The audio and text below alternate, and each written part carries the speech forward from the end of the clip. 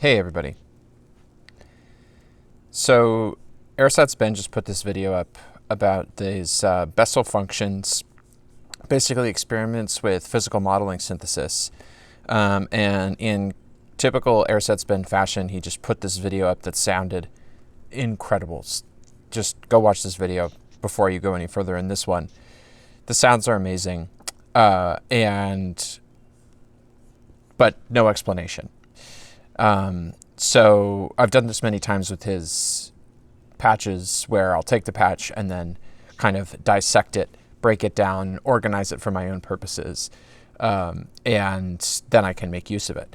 So the point of this video is to basically show you that process in the way that I do it, which can be a really rewarding process to sort of take somebody else's patch and reorganize it in ways that make sense to you.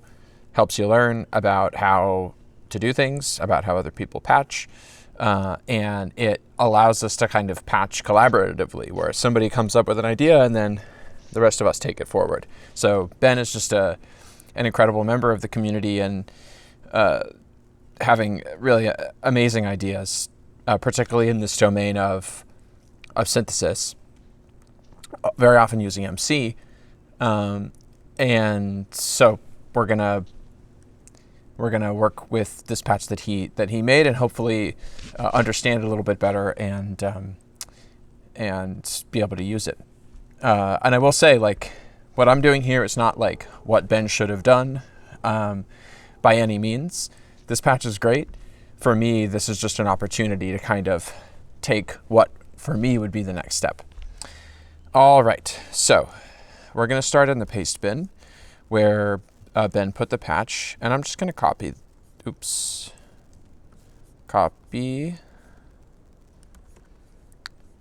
Jeff Goldblum. And then I'm going to open Max, and I'm going to paste this. And let's also read the video description. So lots of potential, more Bessel roots, stored in a coll object with weights computed on the fly in a V8 object, patch code for the drum synth. So the patch that we have here is not everything that's here, but it's kind of the core synth.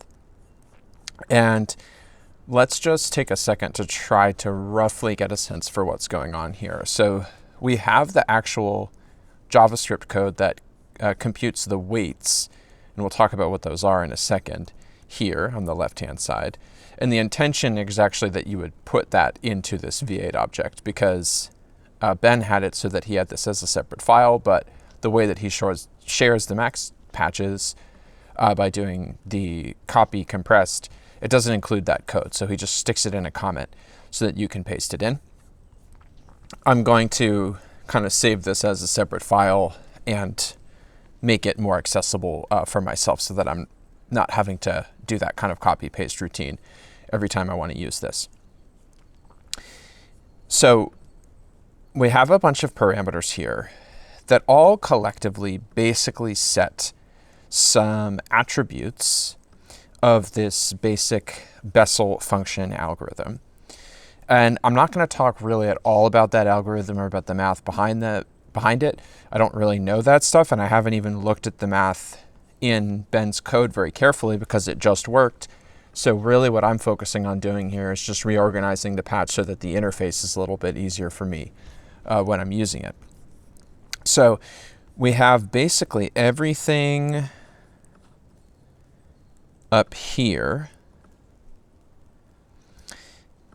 including this,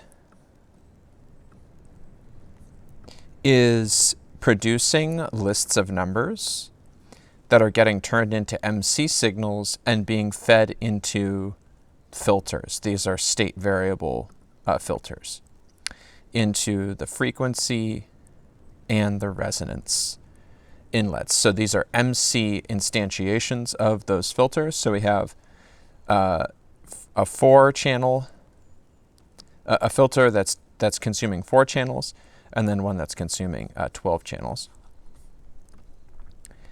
And we can call the inputs to these functions the frequencies that come into the second inlet, and the weights, or what Ben calls the weights, which is what's coming out here. But we could also just call the resonance that's going into these filters. And that's the basis of this algorithm, is that we basically generate some noise.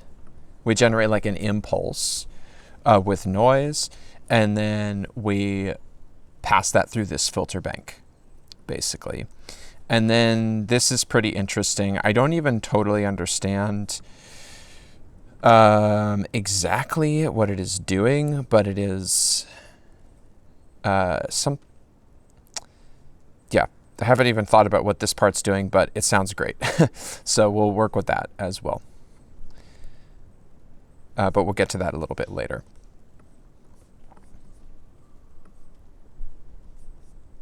Okay. And then, by the way, here we have a pitch envelope. And it looks like we're also in addition to the noise, we're also adding to that a click that gets generated. And this is, with the click object, you can actually pass in these little lists that are kind of like wavetables that actually set the shape of the impulse that you drive. And so the purpose of all of this stuff over here on the left, including the click as well as this whole section, is just to create excitation, like a trigger that is very harmonically rich that then drives the filter. So we'll leave this as it is for now. There's also some other stuff going on here that we'll talk about in a little bit.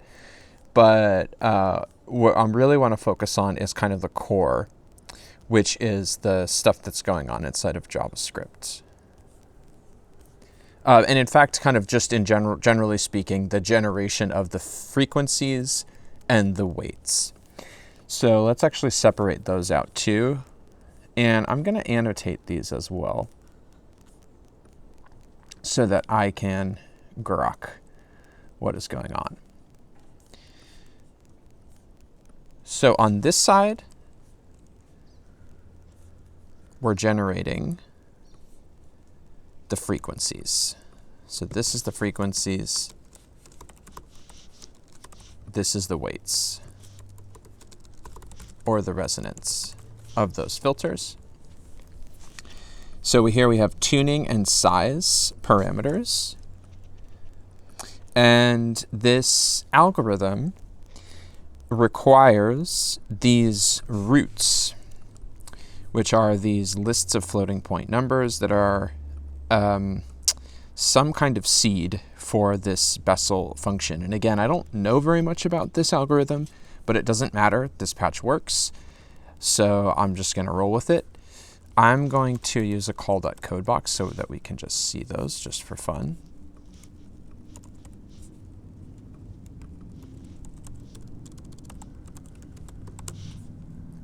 Cool.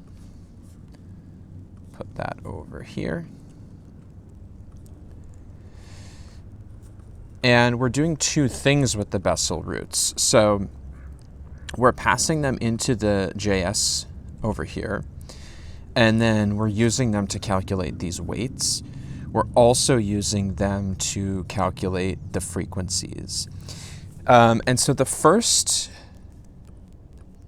thing that I'm going to do is I'm actually going to make one small change just down in this section. So what happens is we have 16 values for frequencies and for weights.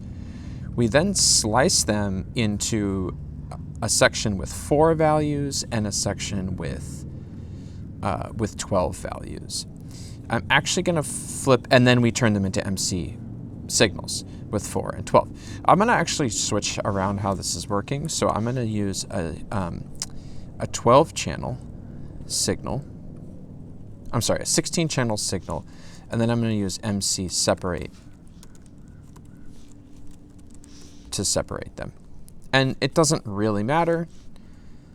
I just find it to, it's a few, it's fewer objects. It's a little bit easier to grasp for me.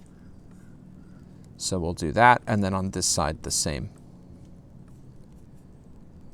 So that's just, because one thing I'm often trying to do when I'm cleaning up patches is like, how can I remove stuff and just simplify? Sometimes it's through encapsulation. Sometimes it's just by changing the patching a little bit. And to me, this is just a little bit easier to follow. Not that Ben's way was bad in any way. Okay.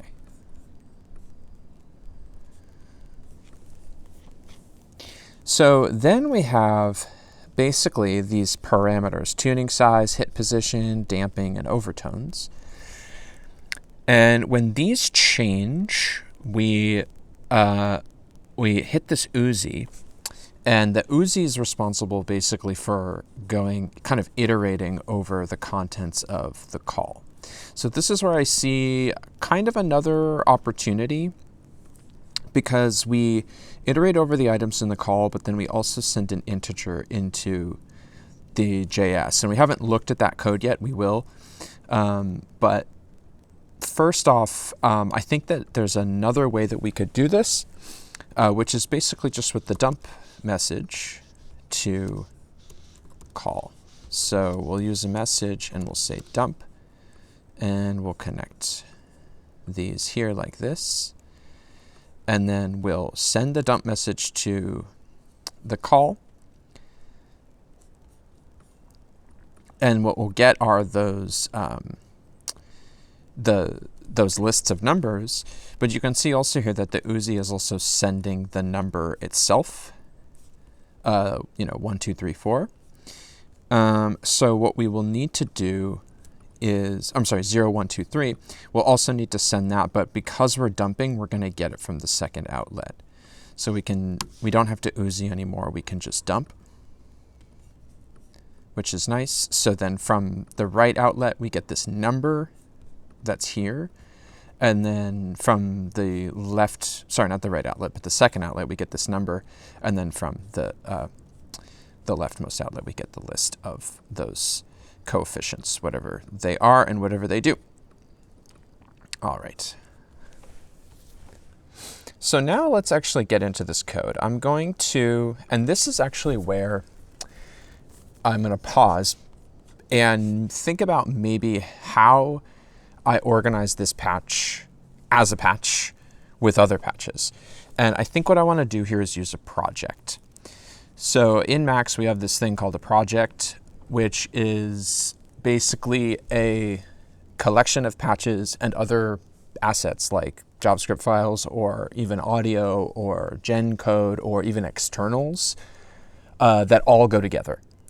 And projects are really great anytime you kind of have a bunch of things that are all part of one project that need to go together, and particularly if you need to share, right? So if you want to share some patch with your friend and it has a bunch of abstractions in it, it has some audio files in it, it has a bunch of other assets that are required, rather than having to manually collect all of those things yourself, the project will actually manage them for you.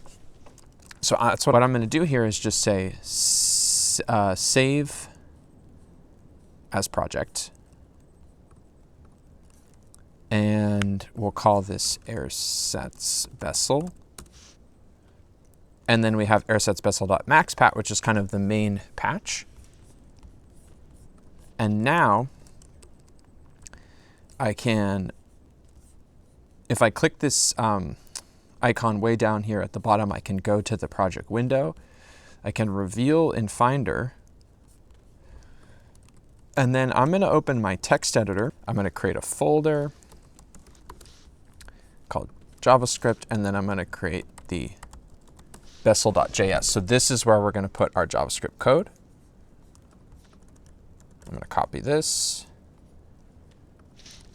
get rid of this part, and then back in the patch, we need to add this to the project. So I'll say add existing file, Ersatz Bessel, Bessel.js. So now that's been added. And now inside of V8 here, I can say Bessel.js And there it is. And when I double click it, it actually takes me to it in my text editor, and that's how I know that it's working. So I can get rid of this now. And now we can look at this code. So we have AutoWatch, which is just telling Max to update this file anytime, update the code that is running inside of the V8 object in Max anytime this file is saved. We have some parameters, it looks like, that can be set by the user. We have a function that sets this parameter, the r prime. And then we have the functions that respond to an int passed into the object as well as to a list. So that's what is happening from the call here. This triggers the message int, and this triggers the message list. Then we have the actual functions that compute this particular algorithm and generate the weights that we need. And we can see that when the list comes in, so the list of these coefficients, we generate the weights for that particular set of coefficients. And we have these 4 sets of coefficients. And then actually outside of JS, there's this ZL group here where those sets of 4 coefficients, so we get basically each time we dump here and we send each one of these one after the other, and it generates a set of 4 weights, and then those get outlet to the ZL group that then gives us one list of 16. So I think what I might want to do here is actually just do all of that grouping inside of the JS as well, so that we have less going on in the Max patch and things are a little bit more clear, and we're just given the full set of weights from the V8 object that we need.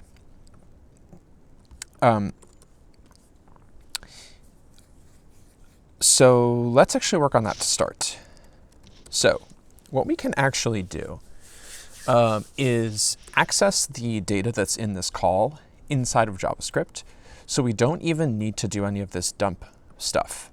So basically we'll just tell V8, hey, go, and it will read in the sets of coefficients, and we can tell it to just go over all of the coefficients sets that are in there.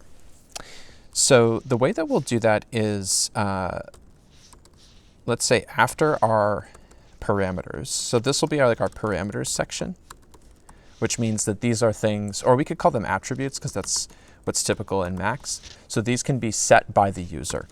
Parameters that can be set by the user from the Max patch. My AI text editor here is helping me out. And then we can call this internal variables. So one of these internal variables is going to be the coefficients, or what does he call them? The roots. And this is just going to be an empty object. And then we can have a function fill roots. And we'll also set a we'll set an attribute that's the name of our call.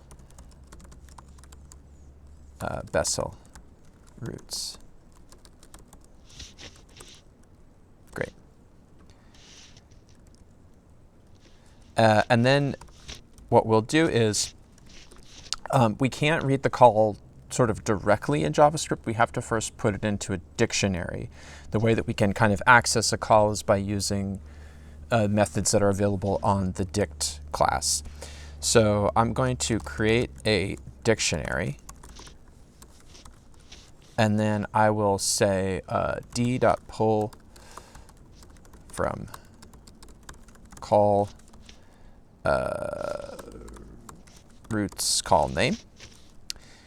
So now I'm basically into this Max dictionary pulling into that call. And then I'm just going to store this data rather than as a dictionary as a JavaScript object, because I find it's typically a lot easier to work with objects than Max dictionaries in JavaScript. So I'll very often do this thing where I'll use a dictionary, like a dict, in order to read in a dictionary from Max, or in this case, pull from a coll. But then I'll just discard that dictionary once I've saved the data inside of it to the object.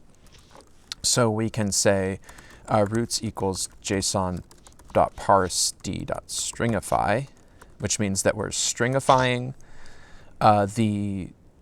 this dictionary that has the contents of the coll in it, and then we're reading that in as a JavaScript object, and then we can actually just discard the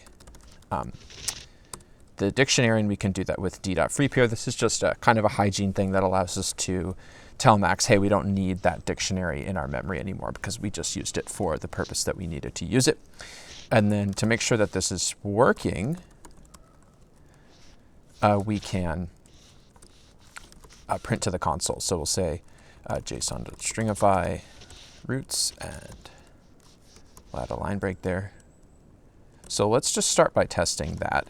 Fill roots, and we'll open up the Max console.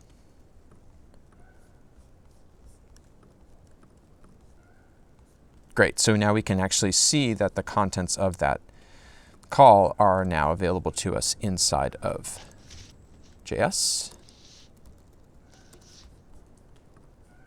And then we can, rather than having to dump this, so let's get rid of this and this.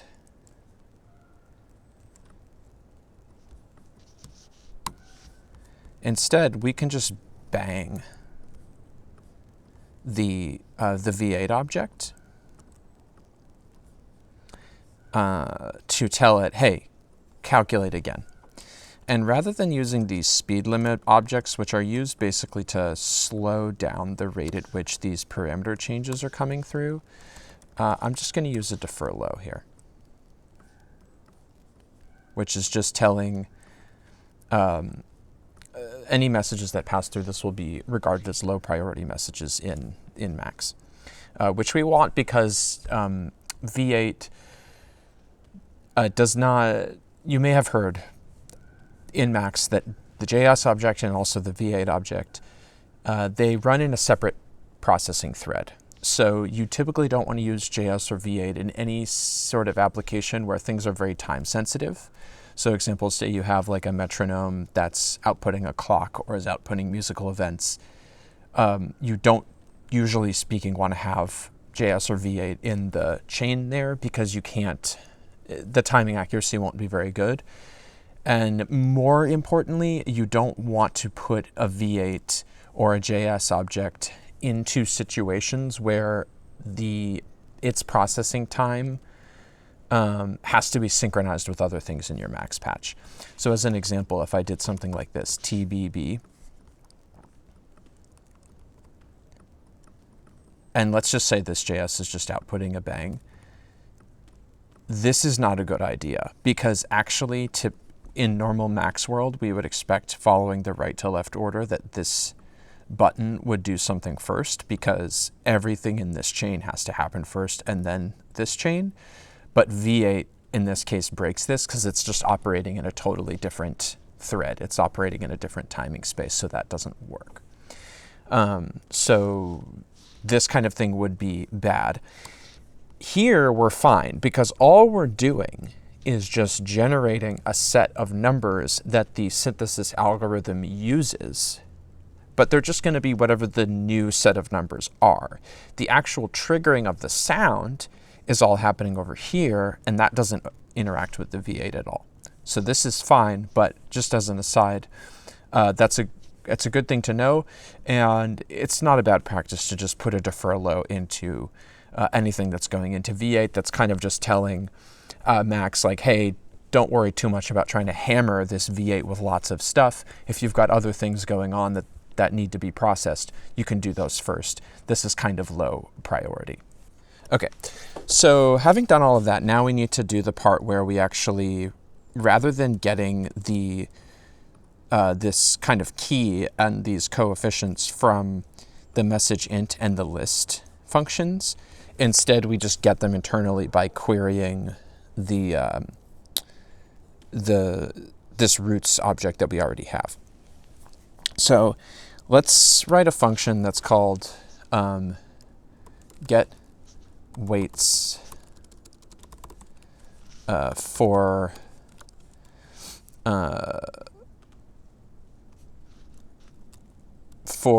set. And then we'll call this the set ID.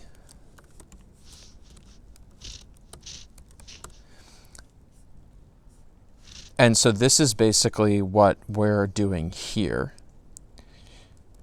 which is for a set of alphas, which is, in other words, the roots. We're going to basically do this, execute this Bessel J function. So that's happening here. And we need to do that for current n, which is set when we've sent this message int in.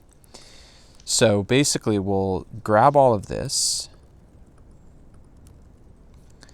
and we're going to get the alphas from the roots. So we won't have to. We'll just do it like this. Alphas. So this is the ID and then the alphas. And we're just going to return the weights. We're not going to send them to the outlet of the JS object. And then instead of current n, we'll call this the set ID. Great. So then we can get rid of this. And now we'll say a function get all weights. And we're going to say if object at keys roots, so basically if the number of keys in the roots object is 0, then we're going to want to make sure that we fill that. So we'll call this fill roots function that we already wrote. And then we'll proceed with basically iterating over those objects.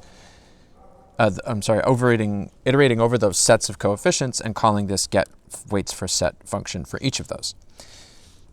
So we'll say for var set ID in roots. And my computer, the IDE kind of wrote this for me. Yes. And I believe that there's a chance that the set ID is going to get treated as a string, and we need it to be an integer because that's what's happening in the code here. So I'm going to just make sure that when we take in the set ID, it's an integer, and we'll do that in the get weights for set.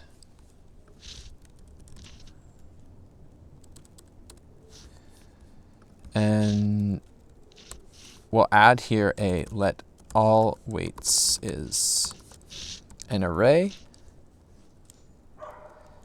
And then we will, rather than pushing, because this is going to be an array, so we actually want to concatenate. So all weights equals all weights.concat weights. So we're just going to add the contents of the weights for this set to all of them. And then at this point we can outlet it. So, and I'm going to add weights as a prefix to this message.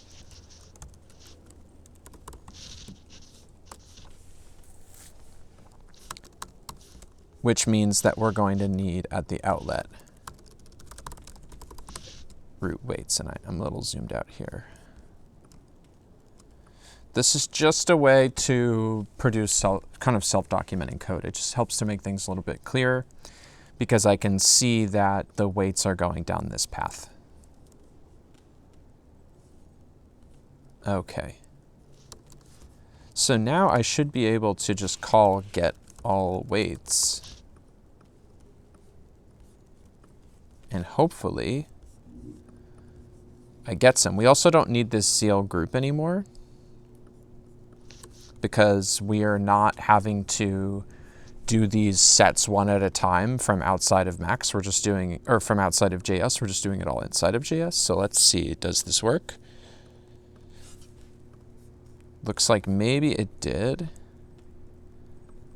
No function bang. So let's say function bang get all weights. So let's try that again. Great, and so now we can see those those weights here are changing. So that's super that's nice. Great. Okay. So one thing I'm also going to do here is take advantage of this feature that I think existed in Max before Max 9, but is kind of improved in Max 9, and I find to be really handy, which is this thing called declareattribute. So this is a function that is part of the JS class in V8. So let me actually show you the documentation on this. So I'm going to go to docs.cycling74.com, and I'm going to search for declareattribute. Declareattribute. So what this does is it allows us to declare an attribute that can be set, created, and optionally stored in the patcher file. So it's basically like giving this V8 object an attribute like it's a Max object, which is really handy. And the way that we do it is by using this declare attribute. The name of the attribute, you have to first define the attribute as a variable, using the var key here. And then you can set a bunch of the properties of the attribute just using an object in the second argument to this declare attribute function. And here are the keys that we're able to use, the properties of that. So declare attribute r prime, and we'll say that the type would be float, default 0.3. I wonder what the range of this would be. Yep, 0 to 1. So min 0, max 1. And in this particular case, we could define like a custom setter function in cases where you need to maybe process a value before you actually assign it to a variable. But in this case, we don't need that. So we're just going to get rid of that. And so now we're basically able to set the value of this r prime function by just sending the message r prime to the V8 object. So let's make sure that actually worked. R prime is not callable. Oh, it wasn't saved. Let's try that again. There we go. So now it works. So we made it callable basically with this declare attribute stuff. We also don't need this current n anymore because that was being used to do that kind of iterating over those sets of coefficients in the call. Great. So that's fantastic. Now I think that what I want to do is actually, so we have to resolve the frequencies part because we were also taking those sets of oops, I overwrote this. I'm going to have to go back to paste bin here. There we go. All right. Anyway, so we would in the original patch, it kind of oozes to iterate over these sets of coefficients, and then those are used to calculate the frequencies. And we could actually just do that same stuff inside of this JS as well and clean things up. So let's do that also. So the first thing that we're going to need to do is define some parameters for this tuning and size. So we'll do the same. So we'll do tuning.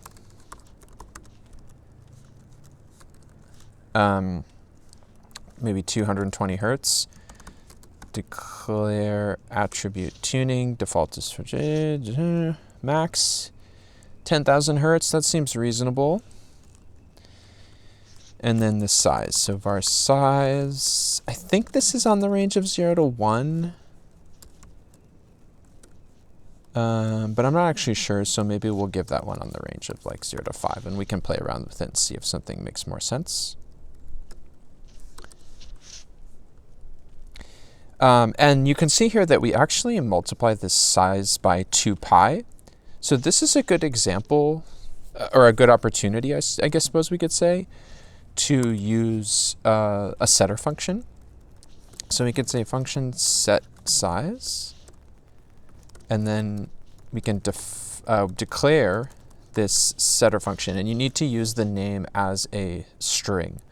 So you're not like sending in, you're not passing the function itself in, you're actually referring to it using its name. And we'll have that size that actually gets set as v times math.pi times 2.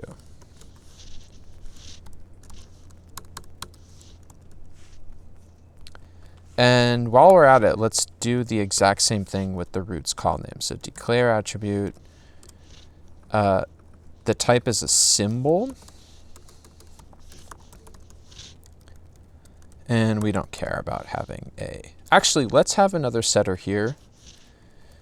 And we'll use it as an opportunity to call the, I suppose that's fine to just make sure this becomes a string, but the main thing that we want to do is make sure that we call this fill roots function after we set that call name so that we update those values. Okay. So that is looking good. We have our internal variables. Let's also organize here. Let's clean up here a little bit. So this is the actual algorithm. So this is the synthesis algorithm. Calculates weights.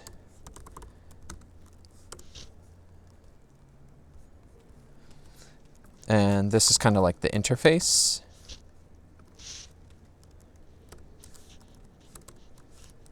And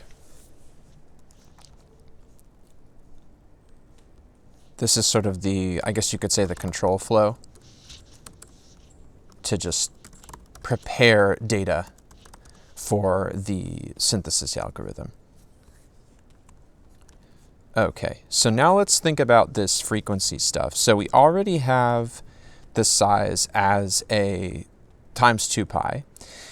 And then basically what we need to do is just take each one of these values, multiply it by the tuning, and then divide that by the size on the range of 0 to 2 pi.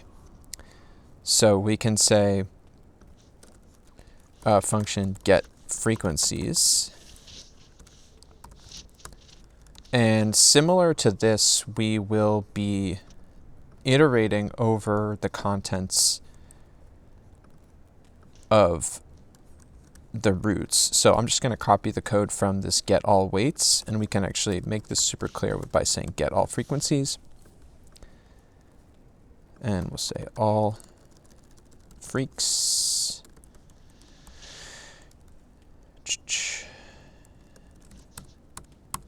And all we have to do here is just all freaks equals all freaks at cat alphas.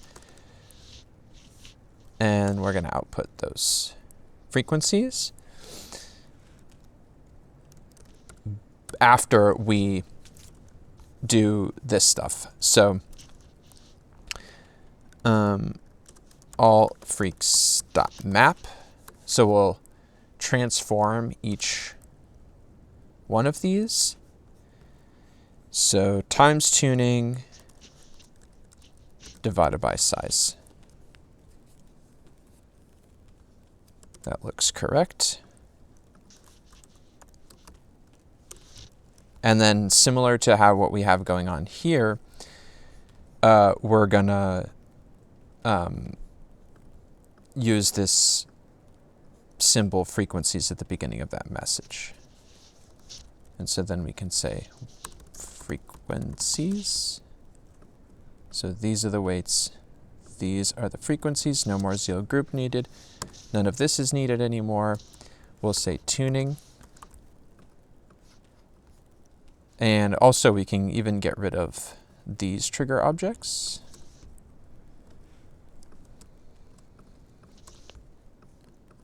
And size.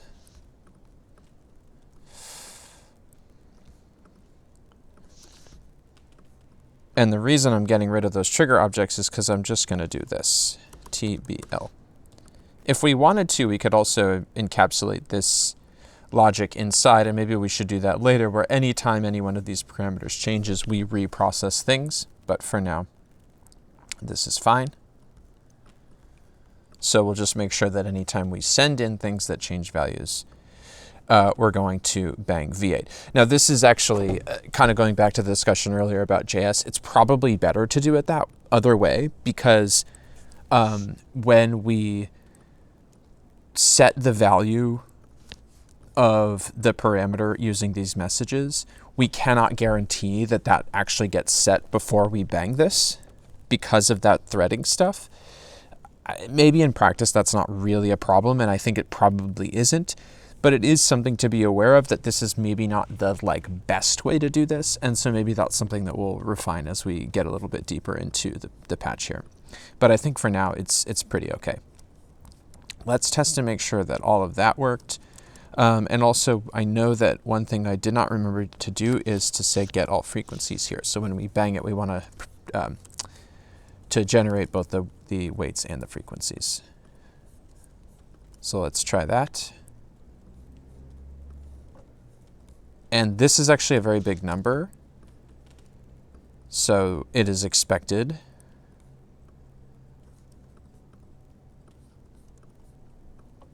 Now, I would expect that as I change this tuning, that these frequencies would change. So what's going on here? So let's actually, inside of get all frequencies, print tuning and size. And just make sure this is actually working.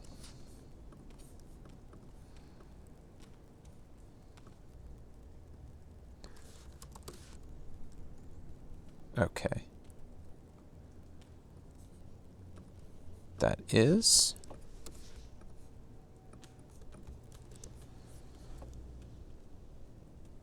Oh, all freaks. So the map function doesn't modify the original array, it returns a new one, so we needed to do that. There we go. And it looks like it doesn't like size being 0.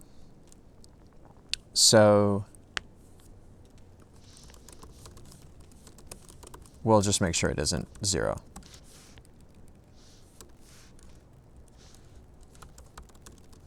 Zero 0.00001. That should be fine. Okay, let's try that now. So if size is 0, there we go. Great. Okay.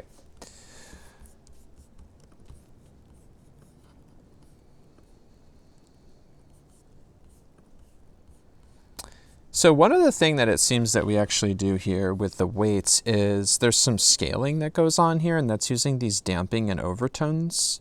So let's actually put this inside of our JS as well. So the first thing we're going to do is set some variables again. So var, what was it, damping? That looks good. Var overtones. I think that's actually on the range of 0 to 1 too.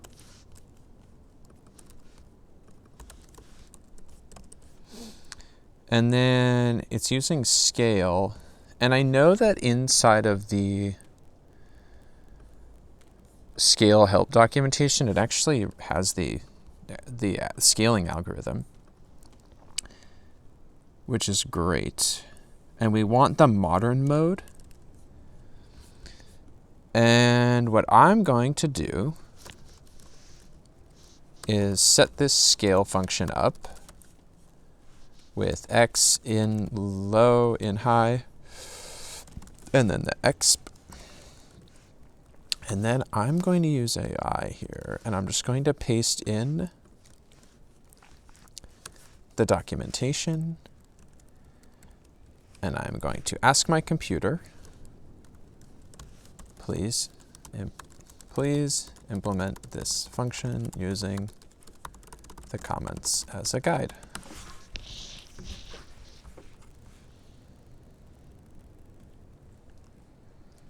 And I did do this earlier because basically if we break down this, if we break this down, we can see there are these ternary operators here. So if we do this, so basically, sorry, if this is true, then just return out low. Otherwise,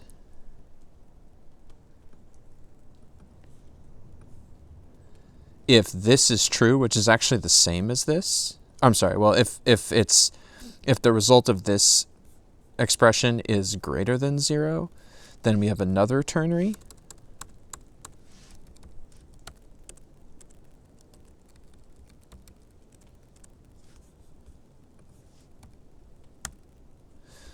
So basically, it takes this and it stores that against normalized. If normalized is 0, return out low. If otherwise, if normalized is greater than 0, then return this. So out low plus out high minus out low times yes. And then otherwise do this. So that looks great. So that's the scale function. And we basically need to do that to every item inside of the weights using the damping as the exponent and the overtones as the out low. So we'll go to our get all weights and we'll just say all weights equals all weights.map. W, the out low is the overtones and the damping is the exponent. Great.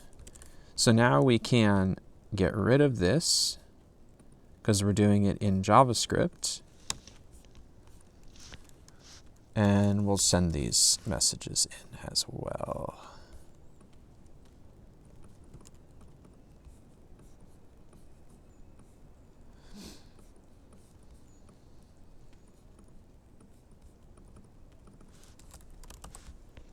Okay.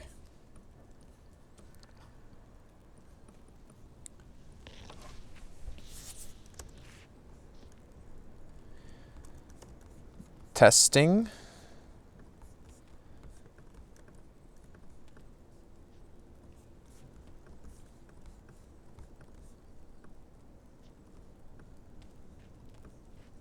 Looks good.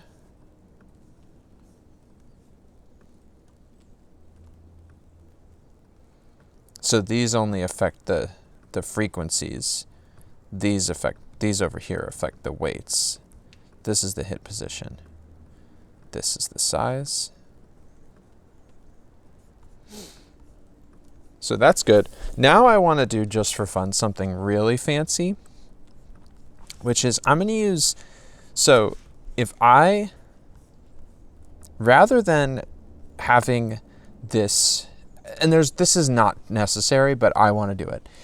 Rather than passing messages out of the V8 object to set these MC signals, I can instead just put the values in a buffer and then read back the buffer. So I'm going to say buffer weights with 16 samples and buffer frequencies also 16 samples. And then inside of my code, I can define these in my internal variables section. So let weights buff equal new buffer.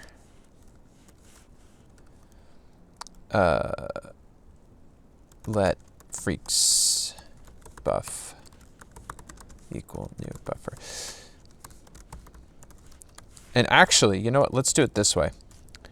To start off, we'll have it be nothing. And then we'll do variables. So var weights buff name is weights. And then the function that sets that is going to be weights buff name equals v. But we don't really care about that. What we mainly care, ooh, can we even do it like weights buff equals null? I think you can. Let's do it the way we had it. And then weights buff equals new buffer, weights buff name. Great, so we're referring that buffer, and then we'll do the same with the frequencies, and the computer's going to help me out here. Great. And I suppose I should put these internal variables at the top in the case that when this JS initializes, it needs to set those, and it needs them to be defined. Great, and then what we can do is, in addition to outputting these, we can just insert the arrays into the buffers. So weights buff dot poke 1 0. So the first channel counting from 1, starting from the first sample index, and we'll just write that array directly in there. And for the frequencies, the same.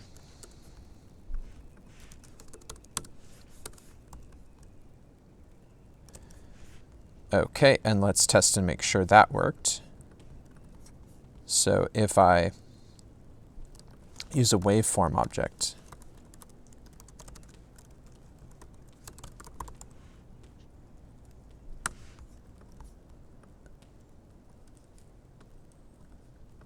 we have an error.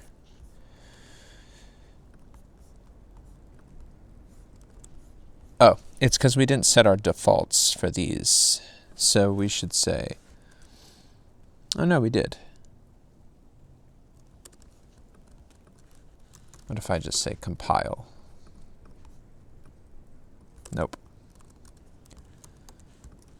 Weights buff name weights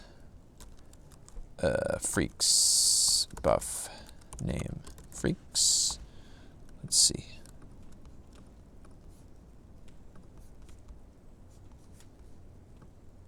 There we go. So now you can see that that has been written in. I suppose, yeah, great.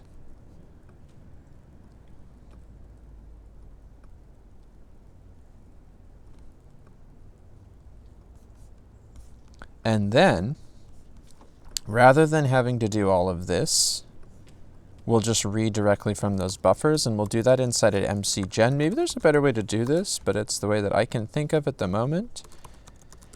So we'll say peak, we'll read from a buffer, so we'll call that buffer name inside of gen. And the reason to do that is that you can then say like this, refer the buffer called buffer name to the buffer weights, which makes this very clear what's going on here. And then MC channel. So we're going to read from the buffer at our current channel. And now my question is, does this start from 1 or does it start from 0?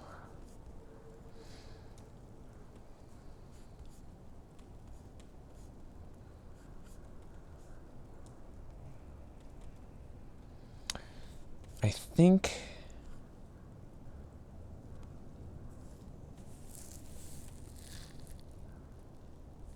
it starts from 0, which means we need to use -1, because the MC channel, I believe, starts counting from 1. One of the most annoying things is that we don't really get good consistency along those lines, so we don't need these.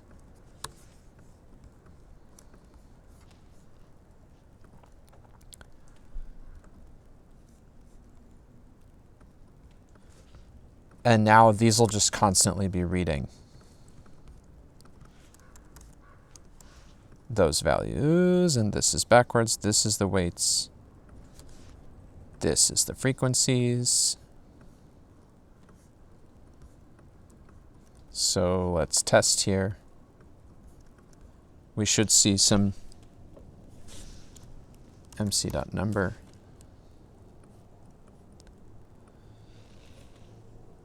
Those numbers look much bigger than they should be, so these might be wrong, but we'll resolve that in a second. But those look great. Okay, so now let's go back to figuring out what's wrong with our frequencies. So get all frequencies. Fill roots.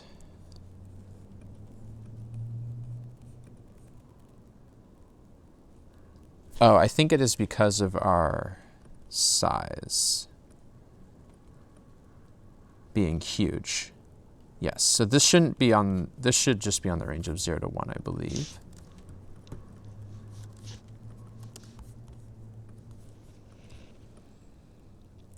Cool, that looks good. Cool.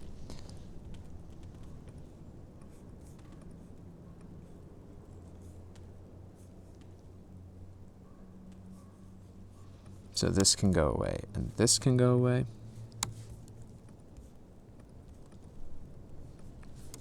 And now we're kind of just separating these components from one another and keeping things pretty clean, because now we basically just have, we can use, you know, this section up here for visualization's sake, but it's kind of separated from the rest of the patch, and we can kind of see that this is just a section where we set the parameters of our synthesis algorithm. Okay, let's listen to this. It's been too long.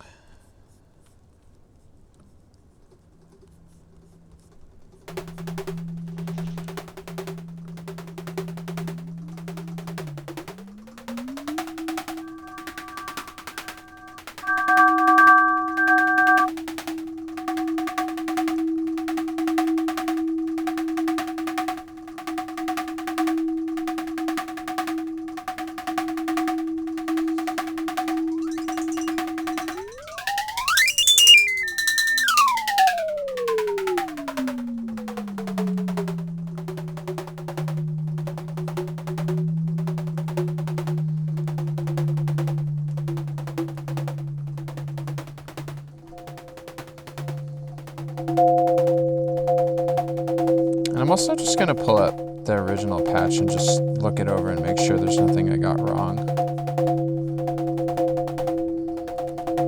Oh my god.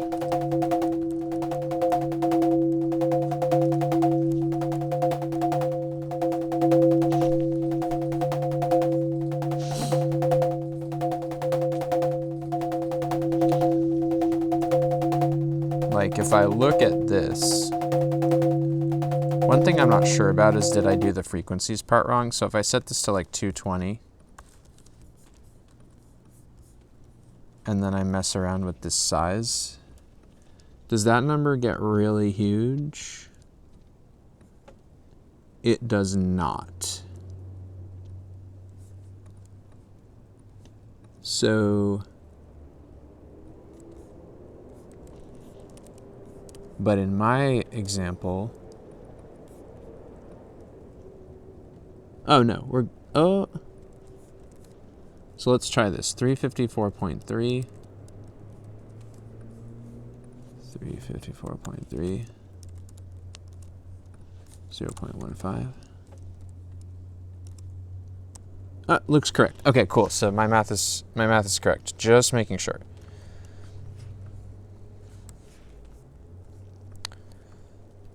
Okay, I think I'm going to actually pause there for now and maybe come back with more in another video, because that feels like a good stopping point. Might mess around a little bit with this, but just this by itself, you know, is feeling pretty clean to me. And I think one thing that jumps out after having gone through this process about sort of a creative possibility is that now that I understand that all I'm doing is generating a set of these frequencies and weights for the filter, I could potentially think about what are other creative ways that I could generate sets of frequencies or weights, or maybe there are other algorithms that we can find online or wherever else that do that. And so now we kind of are moving ourselves in the direction of a general architecture for these types of physical modeling patches, which is really cool. Because now, you know, it could simply be a matter of swapping out this JavaScript component, and now you have a different synth that operates according to different logic, and you didn't have to rip a whole lot apart because you sort of set this patch up to be able to accommodate that change. So we'll pause there, and then we'll keep kind of working in the next video on tightening this thing up even further. Thanks for watching, and I'll see you next time.